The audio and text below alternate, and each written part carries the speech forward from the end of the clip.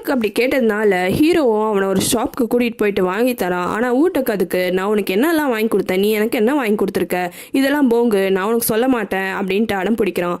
அதுக்கு ஹீரோ, இல்லை நீ தயவு செஞ்சு சொல்லு, நீ கோயின்சிடென்ட்லாம் ஒன்றும் என்னை கூட்டிகிட்டு போகலாங்க, உனக்கு எல்லா விஷயமே ஆல்ரெடி தெரியும் தானே நடக்க போகுதுன்ட்டு, டாபிக்கை சும்மா மாத்தாத, உண்மையை சொல்லு அப்படின்ட்டு ஹீரோ கேட்குறான். அதுக்கு ஊட்டக்கு, இதை கேட்டேனா நீ பைத்தியம்னு நீ நினைக்கலாம், ஆனால் எப்படி சொல்ல உனக்கு, எனக்கு கனவுல இந்த விஷயம்லாம் வந்தது அப்படின்ட்டு சொல்கிறான். இதை கேட்டோம்ல ஹீரோ ஷாக் ஆயிடுறான். உனக்கும் வருதா அப்படின்ட்டு கேட்குறான். அதுக்கு ஊட்டக்கு, என்னது உனக்கும் வருதான்னு கேட்குறா, அப்போ உனக்கு வருதா அப்படின்ட்டு கேட்குறான். ஆமாம், உன்னை அன்னைக்கு வேலண்டைன்ஸ் டே அன்னைக்கு நான் அதனால தான் காப்பாற்றினேன், எனக்கும் அது கனவாக வந்துச்சு. கேட்டோம்ல ஊட்டக்கு, அப்போ இது என்ன காமனாக நடக்கிற விஷயமா அப்படின்ட்டு கேட்குறான். அதுக்கு ஹீரோ, எனக்கு அதெல்லாம் தெரியாது, ஆனால் அவளுக்கும் அதெல்லாம் வரும் அப்படின்ட்டு ஹீரோயினை காமிக்கிறான். ஹீரோயினை பார்த்தோன்னே ஊட்டக்கு கொஞ்சம் ஷாக் ஆயிடுறான். இது என்ன தொத்து வியாதியா எல்லாருக்கும் மாறி மாறி வர்றதுக்கு அப்படின்ட்டு கேட்குறான். அதெல்லாம் எனக்கு தெரியல அப்படின்ட்டு ஹீரோ சொல்கிறான். ஊட்டக்கு அப்புறம், சரி நம்ம 3 பேரை தவிர வேற யாருக்கு நான் இந்த கனவுலாம் வருதா? அதுக்கு ஹீரோயின், இல்லை நான் ரொம்ப வருஷமாக கனவு காண்டுட்டு இருக்கேன், ஆனால் என்ன தவிர யாரையுமே நான் மீட் பண்ணதில்லை, இப்போ தான் ரீசெண்டாக அவங்க 2 பேரையும் நான் மீட் பண்ணுறேன். இதை கேட்டோன்னே ஊட்டக்கு, அப்போ நம்ம 3 பேருக்கிட்டமே காமனாக என்ன விஷயம் இருக்குன்னு யோசிக்கிறோம், அதை யோசிச்சாலே நம்ம கண்டுபிடிச்சிடலாம் அப்படின்ட்டு சொல்லிட்டு அவனே, ஆமாம்ல நம்ம 3 பேர் ஒரே வருஷம் பிறந்தோம்ல அதான் ரீசனு அப்படின்ட்டு சொல்கிறான். இதுக்கு ஜெயிச்சேன்னு இதெல்லாம் ஒரு ரீசனா, நம்ம பிறந்த வருஷம் நம்ம கூட சேர்ந்து இன்னும் 40 கோடி பேர் பிறந்திருப்பாங்க, எல்லாருக்குமே இந்த டேலண்ட் இருக்குன்னு அர்த்தம் அப்படின்னு சொல்கிறான். ஹீரோயின் கொஞ்ச நேரம் யோசிச்சுட்டு, சரி உங்களோட பிளட் குரூப்லாம் என்ன அப்படின்னு ஒன்னே ஊட்டக்கு பி பாசிட்டிவ்னு சொல்கிறான். ஜெய்சன் ஓ பாசிட்டிவ்னு சொல்கிறான். சரி எந்த மாதம் நீங்கள் பிறந்தீங்கன்னு கேட்குறாங்க. அதுக்கு ஊட்டக்கு செப்டம்பர்ன்றான். ஹீரோ ஏப்ரல்னு சொல்கிறான். எதுவுமே காமனாக இல்லையேன்னு சொல்லிட்டு ஹீரோயின் அவள் கையில் இருக்கிற அந்த ஐஸ்கிரீமோட மூடியை நக்குறா. அதே மாதிரி ஹீரோவும் சரி ஊட்டக்கும் சரி 2 பேருமே நக்குறாங்க. ஒன்று ஹீரோயின், பார்த்தியா நம்ம 3 பேரும் நக்குறோம், ரீசனு அப்படின்ட்டு ஹீரோயின் ரொம்ப எக்ஸைட்டடாக சொல்கிறா. அதுக்கு ஹீரோ, இதெல்லாம் ஒரு ரீசனு தயவு செஞ்சு சொல்லாதன்னு டென்ஷன் ஆயிடுறான். ஊட்டக்கும் ஆமான்ற மாதிரி தலையாட்டுறான். அதனால சைலண்ட் ஆயிடுறா. அதுக்கப்புறமா ஊட்டக்கு யோசிச்சுட்டு, சரி நம்ம கிட்ட இருக்க பவரை நினச்சி பார்த்தாலே ரொம்ப பெருமையாக இருக்குது, பாரு இவனோட தம்பி கொலை பண்ணாமல் இவன் தடுத்துட்டான், அதே மாதிரி உன் கையில் அடிப்படாத மாதிரி நானும் உன்னை தடுத்துட்டேன், இந்த பவர் இருக்கிறதே ஒரு நல்ல விஷயம் தானே அப்படின்னு சொல்கிறான். அதுக்கு ஹீரோயின், நம்ம தடுத்ததுனால இது நல்ல விஷயம், ஒருவேளை நம்ம தடுக்காமல் இருந்திருந்தோம்னா இது வேறு மாதிரி ஆகியிருக்கும், நான் என்னோட விஷயம் சரி, ஆனால் இன்னும் பார்க் ஜூன்மோட கேஸ் தான் முடியலையே அப்படின்னு சொல்கிறா. அதுக்கு ஊட்டக்கு, அதெல்லாம் நீ கவலையப்படாத, ஜெயிச்சானோட கையில் இருக்குல்ல, அவன் நல்லபடியாக முடிச்சிருவான்னு ஹீரோவை தட்டுறான். அதுக்கு ஹீரோ, என் மேலே இவ்வளோலாம் நீங்கள் நம்பிக்கை வைக்காதீங்கன்னு ரொம்ப பயப்பட ஆரம்பிச்சிடுறான்.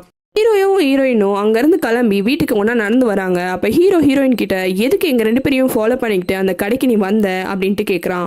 அதான் அவங்ககிட்ட ஒரு விஷயம் சொல்ல வந்தேன், அது அப்படின்னு சொல்ல வரா ஹீரோயின். அதுக்குள்ளே ஹீரோ, இங்கே பாரு இன்னைக்கு ஆல்ரெடி நான் மீட் பண்ண எல்லாருமே சொல்லிட்டாங்க, நான் நல்லபடியாக அந்த கேஸை முடிச்சிடுறேன், நீ கவலையப்படாத, தைரியமாயிரு, என் மேலே நம்பிக்கை வை, இதுக்கு மேலே நீயும் வாயிலிருந்து நல்லபடியாக பண்ணுன்னு சொல்லி என்னை டென்ஷன் ஆக்கிடாத அப்படின்னு சொல்கிறான். இதுக்கு ஹீரோயின், இல்லை நான் அதை சொல்கிறதுக்கு வரல, எங்கள் கடையோட ஆப்ரோனை நீ கட்டிட்டு போகிறதா இருந்தா தயவு செஞ்சு உன் கோட்டையும் கொஞ்சம் ஓப்பன் பண்ணி விடு, அப்போதான் ரோட்டில் போகிற எல்லாருக்குமே கடையோட பேர் தெரியும் அப்படின்னு சொல்கிறா. அப்போ தான் ஹீரோ கவனிக்கிறான் அவன் அந்த ஏப்ரனோடைய போயிருப்பான்ட்டு. அதை கழட்டி அவன் கையில் கொடுக்குறான். அப்போ ஹீரோயின், எல்லாரும் உனக்கு என்கரேஜ் தானே பண்ணுறாங்க நல்லா பண்ணுன்ட்டு, அதை பார்த்து ஏன் பயப்படுற நீ அப்படின்ட்டு கேட்குறா. அதுக்கு அவங்க என்கரேஜாக பண்ணுறாங்க, எல்லாருமே ரொம்ப பயமுறுத்துற மாதிரி தான் பேசுகிறாங்க, எல்லாருமே என் மேலே இவ்வளோ நம்பிக்கை வைக்கிறதுனால அவங்கள எப்படி நான் டிசப்பாயின்மெண்ட் பண்ணாமல் நான் பண்ணணும்னு ரொம்பவே எனக்கு இன்னும் டென்ஷன் ஆகுது அப்படின்ட்டு புலம்புறான். இதுக்கு ஹீரோயின், ஓ அதனால தான் என் வாயில் இருந்த அந்த வார்த்தையெல்லாம் சொல்லாதான்னு சொன்னியா, என்னை டிசப்பாயிண்ட் பண்ண உனக்கு இஷ்டம் இல்லையா அப்படின்னு என் மேலே தனியாக அக்கறைன்னு கிண்டல் பண்ண ஆரம்பிச்சிடுறா. ஹீரோவும் அதெல்லாம் ஒன்றும் கிடையாது, இந்த ஆப்ரோனை கையில் பிடி கிளம்புனின்னு அமுச்சு விட்டுடுறான். ஹீரோயினும் அவரோட வீட்டுக்கு கிளம்பிடுறா. ஹீரோவும் தனியாக ரோட்டில் நடந்து போகிறான். அப்போ ஒரு காருக்கு பின்னாடி சோயினும் ஹீரோவோட தம்பி மறைஞ்சிருக்காங்க. அப்போ சோயின், நம்ம தான் எந்த தப்புமே பண்ணலையே, அப்புறம் எதுக்கு என்ன மறைய சொன்னேன் அப்படின்ட்டு கேட்குறா. அதுக்கு ஹீரோவோட தம்பி, இல்லை எங்கள் அண்ணன் எதனா தப்பாக புரிஞ்சுப்பான் அதனால தான் நான் சொன்னேன் அப்படின்ட்டு சொல்கிறான். ஸோ இன்னும் அதுக்கப்புறமா ஹீரோவை கவனிக்கிறா. அவன் வீட்டுக்குள்ளே போகாமல் டேரெக்டாக நடந்து போயிட்டுருக்கான். இந்த நேரம் உங்கள் அண்ணன் எங்கே போகிறான் அப்படின்ட்டு கேட்குறா. அதுக்கு ஹீரோவோட தம்பி, எங்கள் அண்ணன் நான் வேலைக்கு தான் போகிறான் வேற எங்கே அப்படின்னு ரொம்ப பெருமையாக சிரிக்கிறான். ஹீரோவோட தம்பி சீக்வன்ஸ் சொன்ன மாதிரியே ஹீரோ ஆஃபீஸ்க்கு போயிட்டு நைட்டு ஃபுல்லாகவே தூங்காமல் ஒரு விஷயமும் பார்க் ஜூன்மோ கேஸில் எதனா இருக்கான்னு தீவிரமாக பார்க்குறான். காலையிலையும் ஆயிடுது. ஆஃபீஸ்க்கு அவனோட அசிஸ்டண்ட் அந்த கண்ணாடி போட்ட பொண்ணும் இன்வெஸ்டிகேட்டரும் வராங்க. அப்போ அந்த கண்ணாடி போட்ட பொண்ணுக்கிட்ட, எனக்கு பார்க் ஜூன்மோவோட பழைய கேஸ்லாம் வேணும் அப்படின்ட்டு கேட்குறான். அதுக்கு அந்த பொண்ணு, நீ பண்ண டார்ச்சரில் எனக்கு பார்க் ஜூன்மோவோட கேஸ் எல்லாமே அத்துப்படி ஆயிடுச்சு, இது எடுத்துகிட்டு வந்து தரேன்ட்டு கொண்டு வந்து கொடுக்குறா. ஹீரோ அதுக்கப்புறமா அவனோட கோட்டை எடுத்து போட்டுக்கிட்டு, இன்வெஸ்டிகேட்டர் சோய் நான் கிரைம் சீனுக்கு போய் இன்வெஸ்டிகேட் பண்ண போகிறேன், என் கூட வரீங்களா அப்படின்ட்டு கேட்குறான். அதுக்கு அவர், நான் கண்டிப்பாக வரணுமா அப்படின்னு கேட்குறாரு. அதுக்கு ஹீரோ எனக்கு உங்களை கூட்டு போக இஷ்டம் இல்லைதான், என்ன பண்ணுறது, ரூல்ஸில் இருக்கு, அநேகமாக நான் வந்து இன்வெஸ்டிகேஷன் தான் பண்ண போகிறேன், நீங்கள் வேணா சும்மா கூட நில்லுங்க அப்படின்ட்டு கூட்டு போகிறான். இன்வெஸ்டிகேட்டர் ஷோய்க்கு கூட போகிறதுக்கு இஷ்டமே இல்லை. அந்த கண்ணாடி போட்ட பொண்ணுக்கிட்ட புலம்பிக்கிட்டே அவரும் கிளம்பி போகிறாரு. அதே மாதிரி கிரைம் சீனில் ஹீரோ தீவிரமாக எல்லாத்தையுமே இன்வெஸ்டிகேஷன் பண்ணுறான். அவரும் சும்மா சுற்றிட்டு இருக்காரு. லாஸ்ட்டாக இன்வெஸ்டிகேஷன்லாம் முடிச்சுட்டு வந்து வீட்டுக்கு டயர்டாக படுத்துடுறான். அடுத்த நாள் காலையிலையும் ஆயிடுது. எல்லாருமே ரொம்ப பரபரப்பாக இருக்காங்க. ஹீரோவோட தம்பி சாப்பிட சொல்கிறான். ஆனால் அவன் சாப்பிடாம அவசர அவசரமாக கிளம்பி ஆஃபீஸ்க்கு போகிறான். அப்போ அவன் பின்னாடியே பஸ்ஸில் யாரோ ஏறுறாங்க. அது யாருன்னு பார்த்தா ஹீரோயினாக தான் இருக்கும். ஹீரோவும் பஸ்ஸில் தூக்கத்தில் விழுந்துக்கிட்டே இருக்கான். கடைசியில் ஹீரோயினே அவளோட தலையெடுத்து அவளோட ஷோல்டரில் வச்சு தூங்க வச்சிடறான். ஒரு பாயிண்ட்டுக்கு வந்தோடனே உன்னோட ஸ்டாப்பிங் வந்துருச்சு, நீ இன்னும் ஏந்துக்கலையா அப்படின்ட்டு ஹீரோயின் கேட்குறா.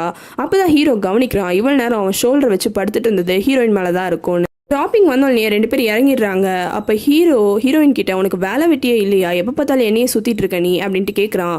அதுக்கு ஹீரோயின் என்ன புதுசாக என் மேலே இன்ட்ரெஸ்ட்லாம் வந்துருச்சு போல இருக்குன்னு கிண்டல் பண்ண ஆரம்பிச்சிடறா. அதுக்கு ஹீரோ ஐயோ நான் தெரியாமல் கேட்டுட்டேன், சும்மாவே நான் எப்போ பார்த்தாலும் ஃபாலோ பண்ணுறியே அதனால தான் இந்த மாதிரி கேட்டேன் அப்படின்னு சொல்கிறான். அதுக்கு ஹீரோயின் நான் உன்னோட டெய்லி ஃபாலோ பண்ணலையே, இந்த 2வது வாட்டி நான் உன்னை ஃபாலோ பண்ணிட்டு வரேன், அதுவும் ஒரு காரணம் இருக்கிறதுனால தான் ஃபாலோ பண்ணிட்டு வந்தேன், உனக்கு என்ன நான் டெய்லி ஃபாலோ பண்ணணும்னு ஆசையா அப்படின்னு கிண்டல் பண்ணுறா.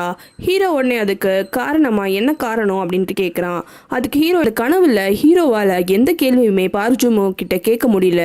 அதனால பார்ஜுன்மோவும் யூபிமோ ரொம்ப சந்தோஷமாக சிரிச்சுக்கிட்டே அந்த ரூமை விட்டு வெளியில் வராங்க. ஹீரோயின் அந்த கனவு பற்றி சொல்லாமல் அதெல்லாம் எனக்கு ஒன்றும் வரலையே, நீ ஏன் கவலைப்படுற, ஆல் தி பெஸ்ட் நல்லா பண்ணுன்னு அவனை சந்தோஷமாக அனுப்பிச்சு விட்டுறா. ஹீரோ ஏதோ ஒன்று வளரு அப்படின்ற மாதிரி அங்கேருந்து கிளம்பிடுறான். மறக்காம ரெட் லோட்டஸ் தமிழ் சேனலுக்கு சப்ஸ்கிரைப் பண்ணுறங்க. உங்களுக்கு வேறு சீரீஸ் பார்க்கணுன்னா கமெண்ட்டில் சொல்லுங்கள்.